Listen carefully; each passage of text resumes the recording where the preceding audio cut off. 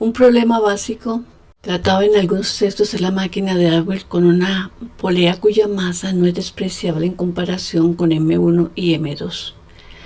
Como de costumbre, asumiré que la cadena es inextensible y su masa es insignificante y no se desliza sobre la polea, lo que requiere suficiente fricción estática entre la cuerda y la polea. Por otro lado, también voy a suponer que la polea está montada sobre un eje sin fricción. Ya sea con una polea sin masa o con una polea masiva, la máquina de Agüel es un ejemplo estándar para la aplicación de las leyes de la mecánica de Newton. Para poder encontrar las ecuaciones de movimiento de este sistema, entonces debemos hacer un diagrama de fuerzas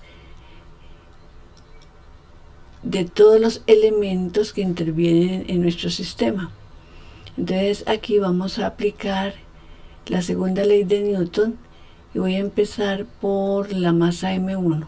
También voy a considerar que la masa M2 va a ser 400 gramos y M1 va a ser igual a mu M2, donde mu la tengo menor a la unidad, y eso me dice que M2 va a ser mayor a M1, entonces el movimiento va a ser en este sentido. Voy a considerar en el diagrama de fuerzas que la aceleración va a ser positiva en el sentido del movimiento. Entonces, de acuerdo con eso, puedo decir que la sumatoria de las fuerzas que actúan sobre M1 va a ser igual a T1 menos M1 por la gravedad igual a M1 por la aceleración. Y para la masa M2, entonces tengo M2 por la gravedad menos T2 igual a M2 por la aceleración. En cuanto a la polea, la afirmación estándar es que T2 y T1 son fuerzas ejercidas por la cuerda sobre la polea en los puntos A y B respectivamente. El peso de la polea y la fuerza de sostenimiento ejercida por el eje no producen alrededor del eje de rotación ningún par.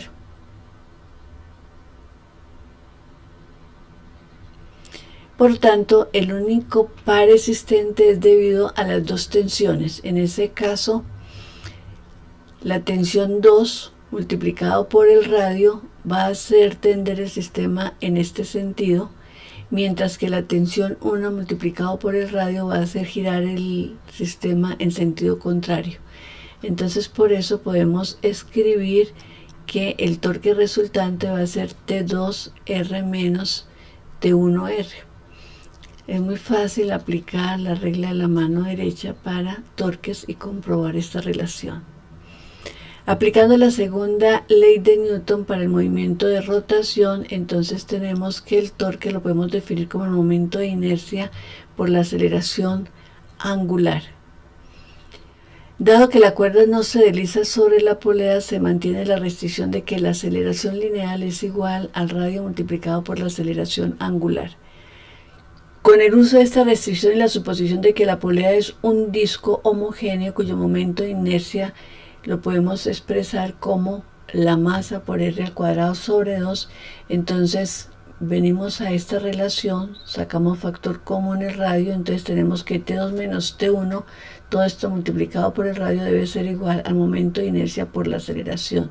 Reemplazamos el valor del momento de inercia y de la aceleración y obtenemos esta ecuación en donde hemos reemplazado el valor de T2 por M2G menos M2 por A y el valor de T1 por menos M1A menos M1G, y esto debe ser igual.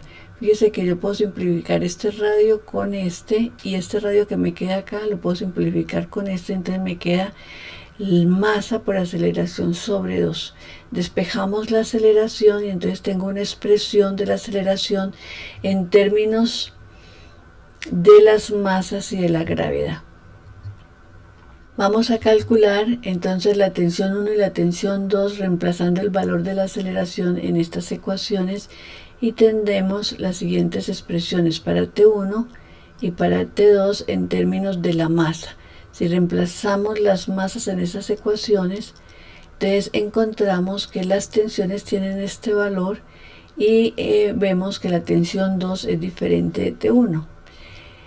Y entonces podríamos decir, sigue siendo cierto que la aceleración con la que sube la masa 1 coincide con lo que baja la masa 2. Pero ya no es cierto que la tensión de la cuerda sea la misma en el lado de la masa 1 que en el de la masa 2.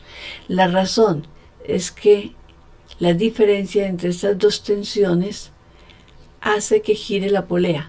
Si las dos tensiones fueran iguales, su par se cancelaría y no habría rotación alguna. Vemos que, como en el caso de la polea ideal, el signo de la aceleración depende de la diferencia de las masas. Y se reduce el valor de la aceleración exactamente porque aumenta el denominador. Esa desaceleración realmente es causada por fuerzas de fricción que no hemos tenido en cuenta. También podemos observar que la expresión de la aceleración y de las tensiones, incluso de la fuerza de reacción, que es igual al peso más la suma de las dos tensiones, no dependen del valor del radio de la polea. Voy a seguir en el próximo video introduciendo más factores y viendo cómo va cambiando la aceleración. Hasta el momento eso no lo hemos hecho porque no hemos resuelto la ecuación de movimiento.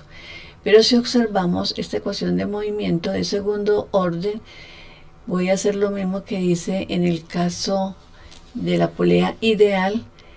Hacemos un cambio de variable para pasarlo a dos ecuaciones de primer orden. Y lo que podemos observar es que hemos agregado en el denominador m dividido por 2, que es la masa de la polea. Lo voy a resolver por el método Runge-Kutta. Utilizando la instrucción resuelve en Nedo, en donde defino las variables que intervienen R punto, B punto, el tiempo inicial, la posición inicial y la velocidad inicial del sistema y el tiempo final. Y entonces esa instrucción me devuelve esta ecuación. Aquí tenemos presente que la masa de la polea es 0, entonces esta es la solución de la máquina de agua ideal. La real es cuando vamos a ir cambiando el valor de la masa y le voy a tomar desde 0 hasta valores superiores a la masa M2. Entonces vamos viendo cómo va desacelerándose el sistema. Entonces para eso voy a poner en movimiento mi sistema. Voy a cambiar la masa en forma gradual y voy a hacer que estas soluciones me vayan dejando el rastro a medida que va cambiando el valor de la masa. Entonces observen, va disminuyendo la aceleración, va aumentando la masa y va cambiando la pendiente de la recta de velocidad que nos da la aceleración del sistema. Bien, jóvenes, si les gustó mi análisis, espero que se inscriban y nos vemos en la próxima. Chao.